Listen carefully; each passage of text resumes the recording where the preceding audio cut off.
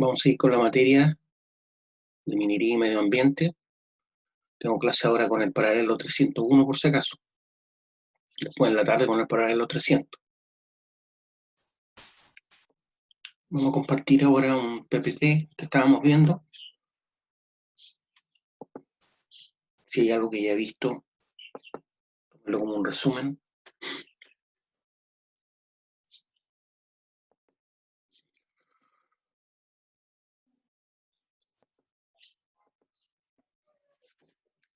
En el suelo hay varios factores, ¿cierto?, que determinan la posibilidad de vida.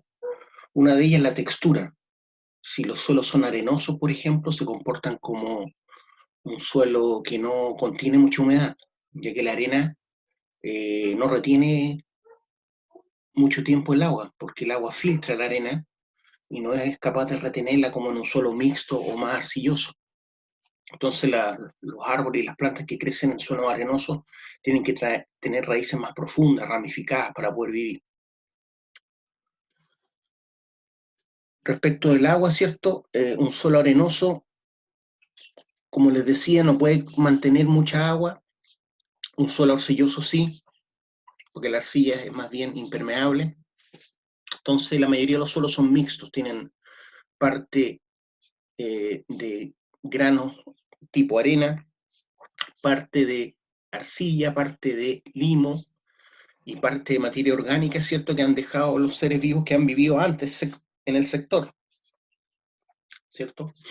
Es importante que el suelo tenga huecos, espacios vacíos. Esos huecos o contienen agua o contienen aire, ¿ya?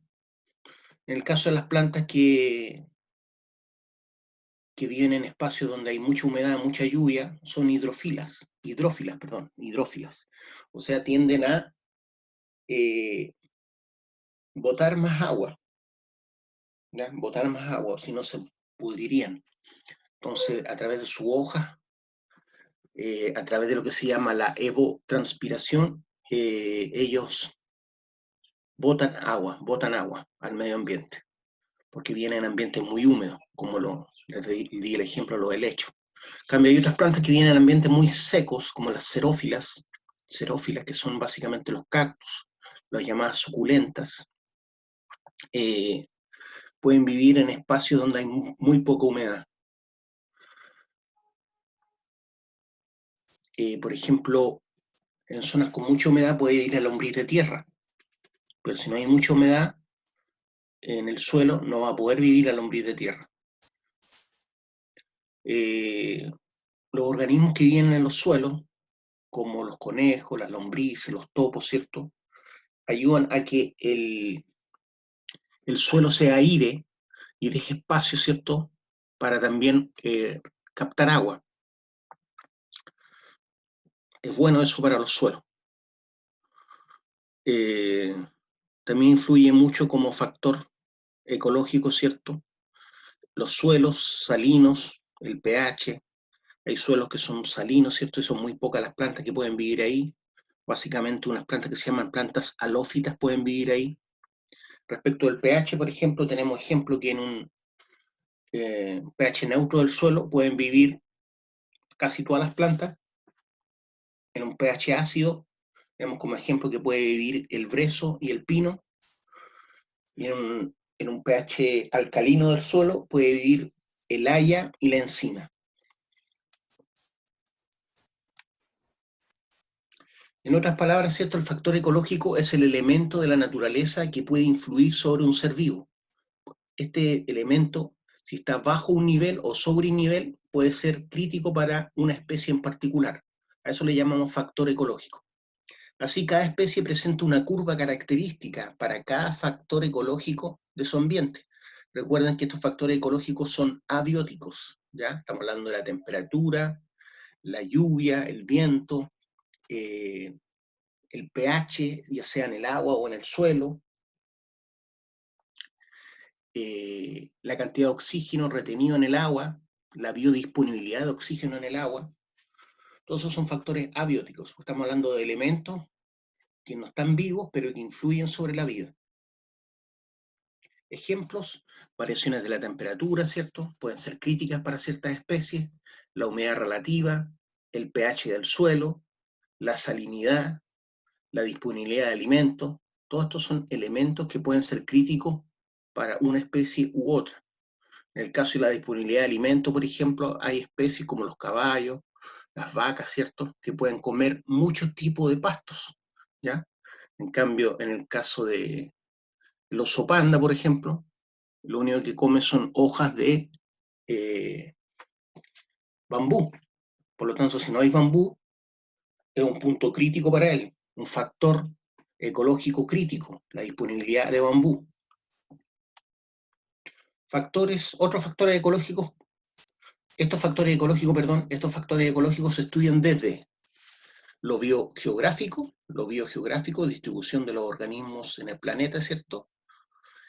Lo ecológico, desde el punto de vista de, por ejemplo, la densidad poblacional, que está determinada por la natalidad, la mortalidad, la inmigración, ¿cierto? Y las respuestas adaptativas, la adaptación que algunos organismos han tomado, ¿cierto?, mediante mutaciones al medio ambiente. Eso incluye el ser humano. Entonces, de ahí aparece el concepto de valencia ecológica. Dice posibilidad que tiene una especie de habitar diferentes medios, caracterizados por variaciones más o menos grandes de sus factores ecológicos. Entonces, un ser vivo que tiene una valencia ecológica amplia o grande significa que puede habitar distintos hábitats, ¿ya? Sin problema. Una especie que tiene una valencia ecológica estrecha o pequeña significa que no puede habitar muchos hábitats distintos, generalmente uno solo o dos. Esta es una definición de Dajos del año 79.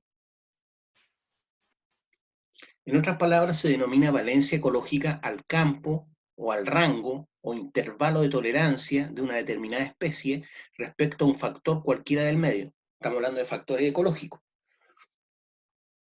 Entonces, cuando hablamos de valencia ecológica, nos estamos refiriendo al rango o intervalo de tolerancia de una determinada especie respecto a un factor determinado.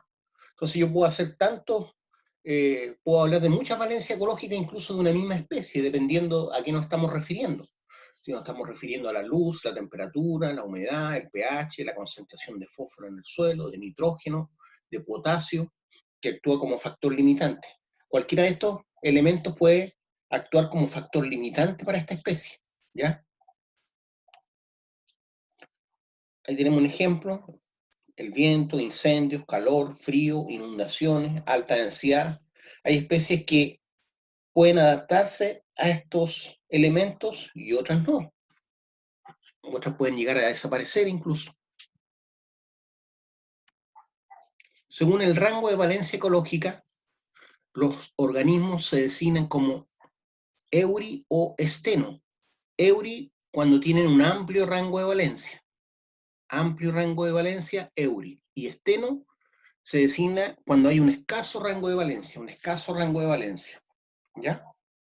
Por ejemplo, nosotros somos euri, especies euri, porque podemos adaptarnos a muchos climas, a muchas temperaturas. En cambio, hay especies que son esteno, ya sea por la alimentación o por donde viven, de acuerdo a la latitud geográfica. Por ejemplo, el oso polar es esteno, ¿cierto?, porque vive básicamente en el Ártico, ¿cierto? En el Ártico, no puede moverse de ahí. En el caso también del oso panda, también es esteno, ¿cierto?, debido a que solamente se puede alimentar de bambú. Si lo sacamos de su medio donde hay bambú, no va a poder sobrevivir. Denominaciones de rangos de valencia ecológica. Por ejemplo, si el factor limitante es la temperatura, pero por ejemplo una especie puede vivir en un amplio rango de temperatura, decimos que es una especie euritermo. Si la especie no puede vivir en un amplio rango de temperatura, decimos que es estenotermo. Si puede vivir en un amplio grado de salinidad, decimos que es eurialino. Si no puede vivir en un amplio grado de salinidad, como por ejemplo los peces de agua dulce, es estenoalino, estenoalino.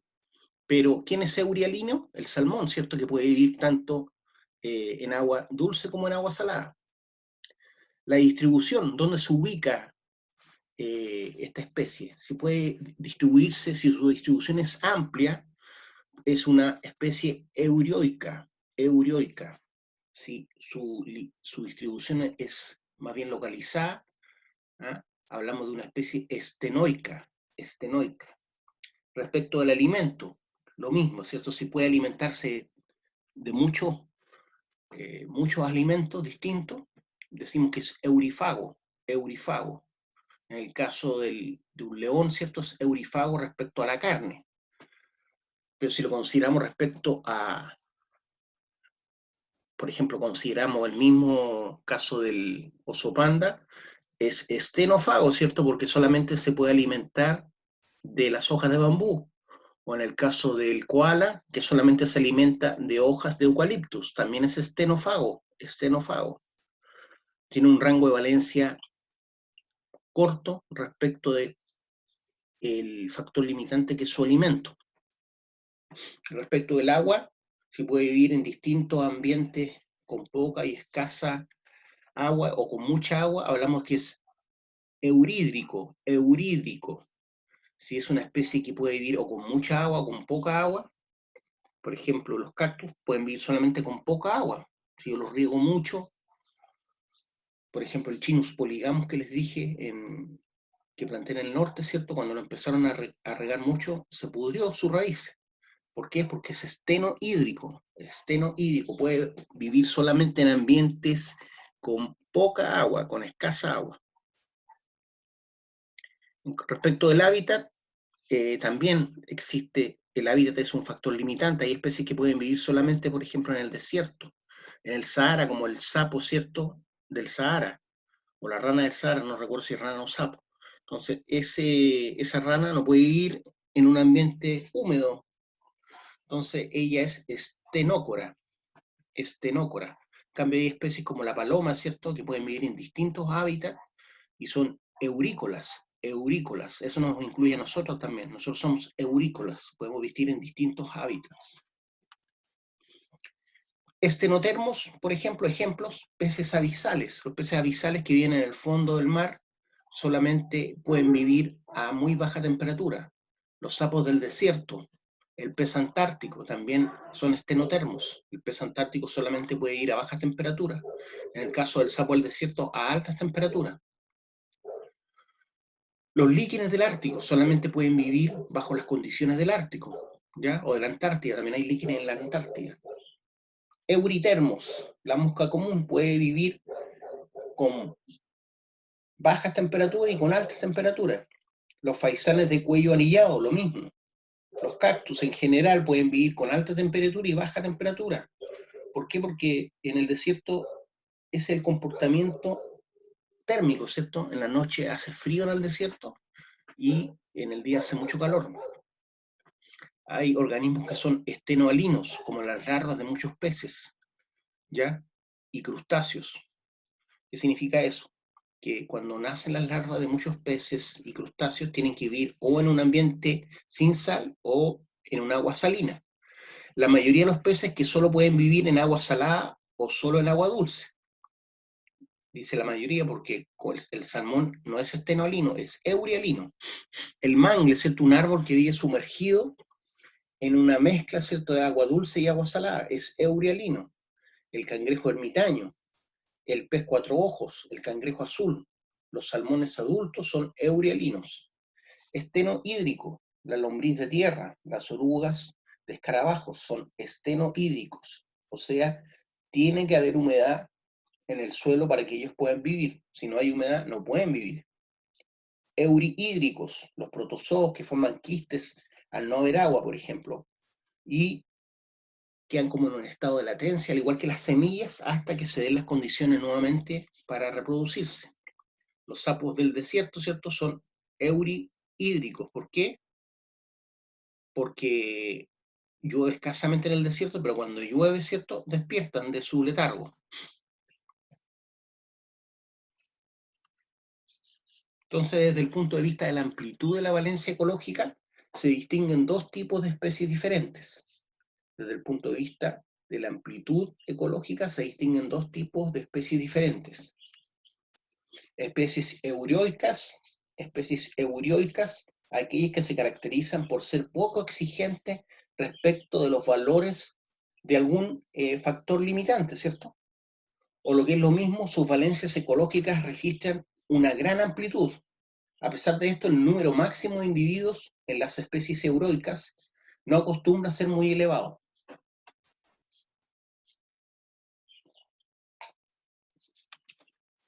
También tenemos las especies estenoicas, aquellas que son muy exigentes respecto a los valores alcanzados por un determinado factor.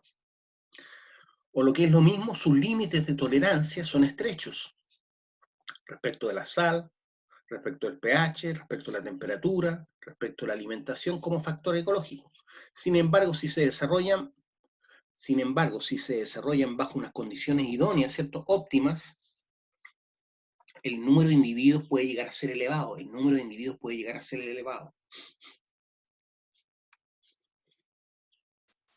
Aquí está el gráfico que les mostré antes, que yo les traté de hacer, en donde se ve qué ocurre con una especie estenoica. Una especie estenoica no soporta condiciones desfavorables, por lo tanto tiende a vivir en el centro de la campana de Gauss, ¿cierto? Una especie euroica soporta condiciones desfavorables, por ejemplo, de menos pH o temperaturas menores o temperaturas mayores hacia la izquierda. Soporta condiciones desfavorables las especies euroicas. ¿Qué dice en la izquierda? Donde dice, cerca de abajo, dice zona de intolerancia, ausencia del organismo. ¿Ya? ¿Quiénes soportan básicamente esos niveles bajos de algún factor limitante? Las especies euroicas, pero no las estenoicas. Después dice zona de estrés fisiológico, con poco organismo. Se refiere a la especie estenoica, ¿cierto? Pero en general todas las especies tienen rangos que se comportan como la campana de Gauss, incluso las euroicas. O sea, hay especies que prefieren vivir entre los 18 y los 22 grados, aun cuando pueden vivir a los 15, a los 10, o a los 28 o a los 30 grados. Van a haber menos cantidad. Por eso dice zona de estrés fisiológico con pocos organismos, por ejemplo, a la derecha. Y más a la derecha, zona de intolerancia, ausencia del organismo, ya después de una determinada temperatura o después de una determinada salinidad o pH, ya simplemente no lo voy a encontrar. Entonces, ¿quiénes se pueden mover en un rango mayor? Son las especies euroicas. En cambio, las especies estenoicas no soportan condiciones desfavorables respecto de sus factores limitantes, que pueden ser temperatura, pH, humedad, etc. La ordenada habla de la cantidad de individuos de la población. Por lo tanto, si pensamos en esta gráfica solamente, este es el punto donde hay mayor cantidad de organismos, ¿cierto? Ahí. ¿Con qué condición? Con esa condición. No sabemos si esto es pH, temperatura, esto podría ser temperatura, ¿cierto? Podría ser pH, etc. Es un ejemplo solamente. Entonces, si nos movemos de ese rango, va a disminuir.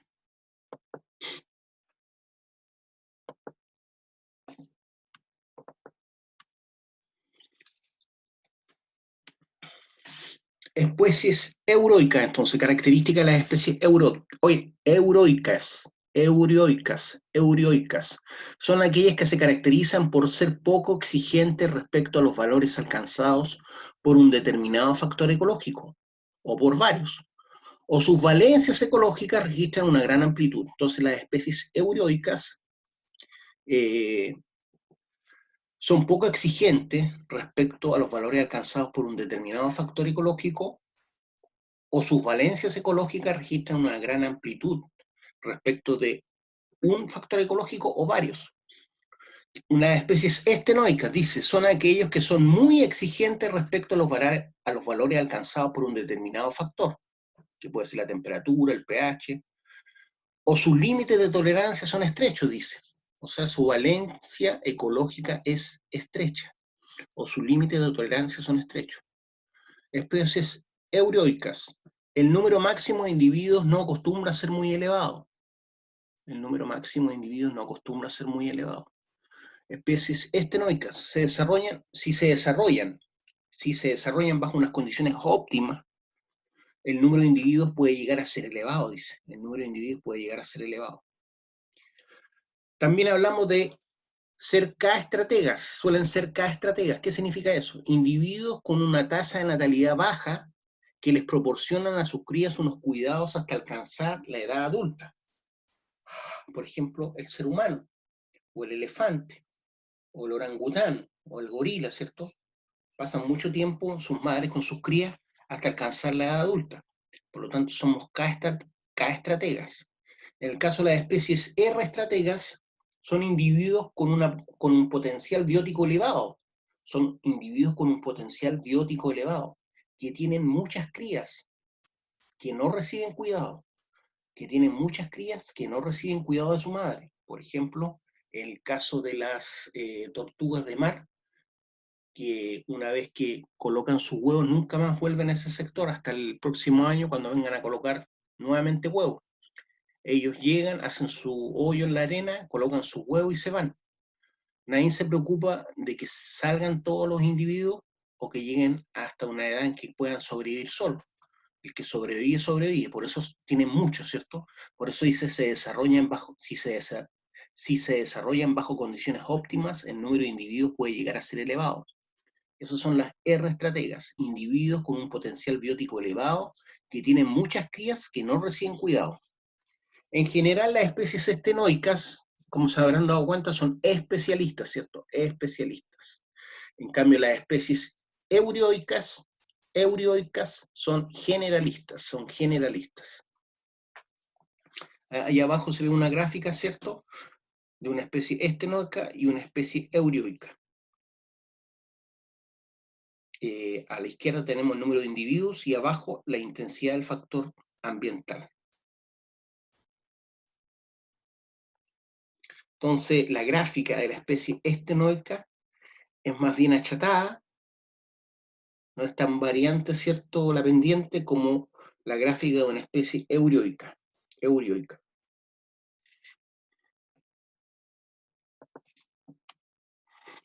Acá tenemos una gráfica que nos muestra cómo se comportan las K-estrategas y las R-estrategas. ¿Ya?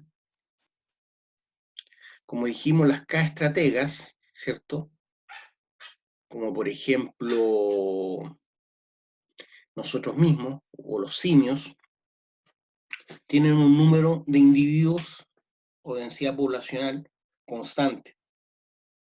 En cambio, las especies R-estrategas tienen muchos individuos al nacer, pero son muy pocos los que llegan a la edad adulta. Muchos individuos al nacer, pero pocos individuos llegan a la edad adulta. ¿Ya? Por eso tienen muchas crías. Así uno entiende esa gráfica. Ahí tenemos un ejemplo, ¿cierto?, de estas especies. El elefante es K estratega, ¿cierto? Nace solo una cría y se dedica mucho tiempo a cuidarla, incluso es criada por toda la comunidad en donde él vive. Tiene tíos, tías que la cuidan. En cambio, la mariposa monarca es R estratega, nacen muchos individuos, millones. Esta es una foto tomada en México. En México los árboles se cubren de estas mariposas y cuando se alcanza una temperatura ideal, donde nace una flor que ellas necesitan, nacen todas al mismo tiempo. Entonces son muchas, ¿por qué? Porque son muy pocas las que llegan después de reproducirse. Ahí tenemos la misma gráfica, la parte del centro dice zona de los mayores números, ¿cierto? Respecto, por ejemplo, al tamaño de la población, adaptabilidad o supervivencia. Abajo tenemos, por ejemplo, la gradiente ambiental, que puede ser temperatura, pH. Entonces, en el rango óptimo se supone que es donde están los mayores individuos. Hacia la derecha baja la población, hacia la izquierda también. Y más hacia la derecha y más hacia la izquierda, y más hacia la derecha y más hacia la izquierda, finalmente ya no va a existir esa especie determinada respecto de un factor ecológico. ¿ya? Que puede ser temperatura, tamaño del alimento, ¿cierto? Tipo de alimento, altura geográfica, pH, etc. Ahí está el mismo gráfico. A corresponde al lado derecho, izquierdo al fondo, ¿cierto? Ausencia de la especie. Número de individuos en la ordenada, abajo, limitante de tolerancia respecto de un factor ecológico. No dice cuál. B rara vez se encuentra en el sector B, bajo esas condiciones de pH, temperatura, humedad, depende de cuál sea el factor ecológico que estamos evaluando. Óptimo es cuando está entre el lugar C, ¿cierto? Ese sería su nicho efectivo, donde más se desarrolla esta especie. En el esquema se observa que el número de especies en el esquema se observa que el número de especies crece cuando el factor ecológico es favorable. El número de individuos más que especies, ¿ya? En el esquema se observa que el número de individuos, porque estamos hablando de una especie en particular, crece cuando el factor ecológico es favorable y decrece el número de individuos de esa especie cuando éste se torna desfavorable. Es decir, que el número de especies, o individuos, más bien dicho, de esa especie en ambos extremos, ojo, que estamos hablando de una especie en particular, está mal escrito ahí, debería decir, es decir, que el número de individuos en ambos extremos es escaso, y para subsistir deben desarrollar adaptaciones especiales. En estos extremos podemos encontrar especies que se llaman extremófilos. En estos extremos se encuentran los organismos o especies extremófilas. Un ejemplo de estas especies extremófilas que pueden estar en condiciones desfavorables, por ejemplo, es la bacteria Thiobacillus ferrooxidans. La bacteria Thiobacillus ferrooxidans puede vivir a temperaturas altas de agua y en soluciones ácidas. Por eso es la que se utiliza para la biolixiviación, ¿cierto? Para la biolixiviación de sulfuros, donde estos organismos se alimentan químicamente al degradar los sulfuros. Aquí tenemos un ejemplo, ¿cierto? De, por ejemplo, el poroto. Si no me equivoco, ese es el poroto, ese que nos hacían vigilar cuando íbamos en básica y plantarlo en un vasito con algodón. El poroto, por ejemplo, en sus condiciones óptimas de desarrollo están entre los 18 y los 28 grados, si se dan cuenta. Pero en la medida que aumenta la temperatura, solamente viendo como factor ecológico la temperatura, va disminuyendo su posibilidad de vida. Después de los 38 grados ya definitivamente muere. No hay más vida del poroto. Lo mismo, bajo los 18 grados Celsius el poroto decrece, ¿cierto? Su posibilidad de vida. Y bajo los 7,5, 8 grados Celsius, definitivamente no va a crecer el poroto, ¿ya? No va a crecer. Es por eso que en la medida que uno va subiendo, ¿cierto? En la cordillera cada vez hay menos especies de la flora. Entonces hablamos de los límites de tolerancia, que puede ser hacia la izquierda o hacia la derecha, el margen de tolerancia, el margen óptimo, donde se produce tensión en la especie, tensión creciente, tanto a la derecha como hacia la izquierda. Y bajo un cierto límite de tolerancia acontece la muerte, también hacia la derecha y hacia la izquierda. Y aquí estamos viendo el ritmo de crecimiento de una planta, ya no estamos viendo el número de individuos, sino el ritmo de crecimiento de una planta en la ordenada. De ahí aparece el concepto de factores limitantes, Los factores limitantes, según Liebig, en 1840, definió la ley del mínimo. El crecimiento de vegetales está determinado por el elemento cuya concentración es inferior a un valor mínimo, por debajo del cual aquel ya no crece ya. Él se dio cuenta que hay siempre un factor limitante en los suelos, que va a tener que ver con un elemento que necesita la planta, que si bajo un cierto nivel ya no va a crecer. Esa es la ley del mínimo, de Liebig. Definió la ley del mínimo. El crecimiento de vegetales está determinado por un elemento, que puede ser potasio, ¿cierto? Que puede ser fósforo, va a depender de la planta, cuya concentración es inferior a un valor mínimo, por debajo del cual ya no va a crecer esa planta. Para entender esta ley utilizó el barril de Liebig. Liebig usó esta imagen para entender su ley. Ahora se llama el barril de Liebig para explicar su ley, así como la capacidad de un barril con duelas. Duelas son las maderas, ¿cierto? Esas maderas que son perpendiculares al suelo. Cada una de ellas se llaman duelas. Entonces, así como la capacidad de un barril con duelas de distinta longitud, ¿quién la va a manejar? La capacidad máxima que puede tener de agua. La duela más corta, ¿cierto? La duela más corta. Porque hasta ahí no va a llegar el agua, sino después se derrama. Así como la capacidad de un barril con duelas de distinta longitud está limitada por la más corta, el crecimiento de una planta se ve limitado por el nutriente más escaso.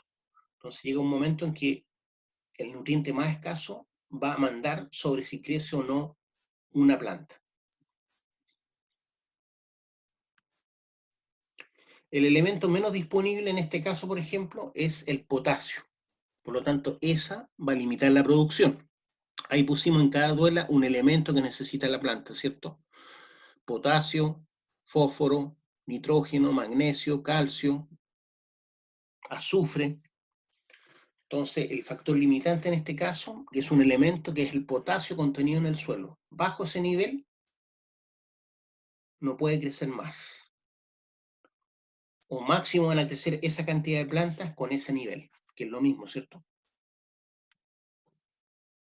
Después llegó el señor Shelford y definió la ley de la tolerancia.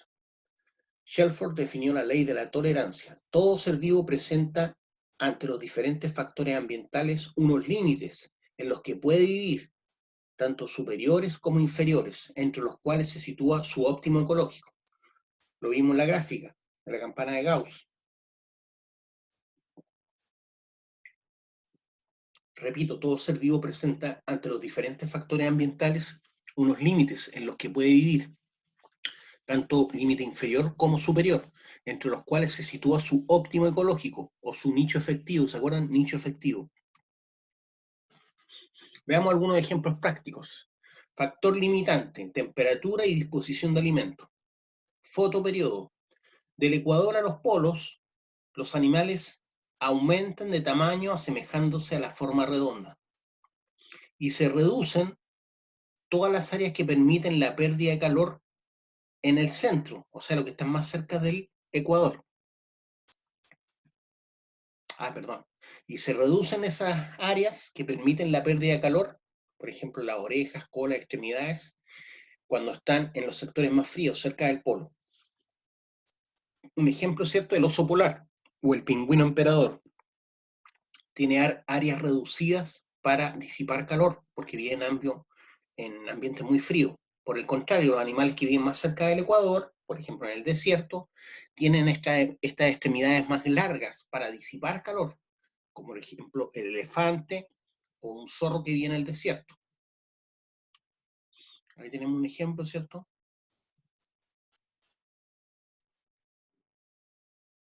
La forma que tienen los pingüinos es muy distinta a la de una gallina, ¿cierto? ¿Por qué? Porque de esta forma conservan más el calor, se disipa menos el calor en un ambiente frío, con viento. En este caso tenemos el zorro del desierto, que tiene orejas muy largas, ¿cierto? Para disipar calor, ¿cierto? Para no alcanzar la temperatura que limita su vida. Entonces necesita desprenderse de calor, por eso tiene orejas amplias, lo mismo los elefantes. Hay especies que entran en letargo o disminución del metabolismo, que se expresa en no alimentación.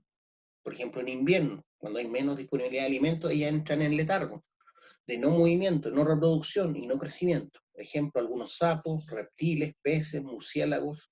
En el caso del letargo de metabolismo que sufre el oso pardo, ¿cierto? La diapausa también es el letargo de los insectos. Diapausa es el letargo de los insectos. Ahí tenemos un ejemplo de una especie que sufre ese letargo, que es el monito del monte, así se conoce, el Dromiceps gliroides. Dromiceps gliroides. Este vive en la región de los ríos, región de los lagos. Es interesante porque es una especie que es pariente, ¿cierto?, del cangurú. Es un marsupial. es pariente del koala, es el único marsupial que vive en América del Sur. La hibernación. Los animales entran en el periodo de sueño de manera lenta y aproximadamente cada 3 semanas, y cuando las condiciones ambientales son favorables, los animales se reactivan, orinan, pero no comen durante la hibernación. Para salir de ese estado lo hacen de manera violenta o rápida, ¿ya?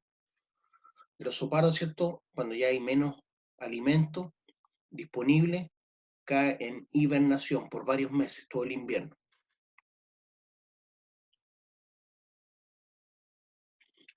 También ocurren desplazamientos o migraciones de acuerdo a la disponibilidad de alimentos, de acuerdo a las temperaturas en donde ellos se puedan desarrollar mejor. Tenemos desplazamiento o migración trófica en busca de alimentos, por ejemplo las golondrinas, los quepodos marinos, los copepodos marinos, los ñus, tienen una migración trófica entonces.